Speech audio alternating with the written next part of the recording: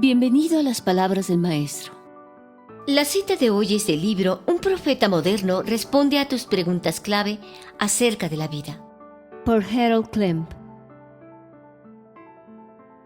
Tú y todos los demás tienen el derecho de elegir su propio rumbo en la vida. Ese es tu derecho espiritual.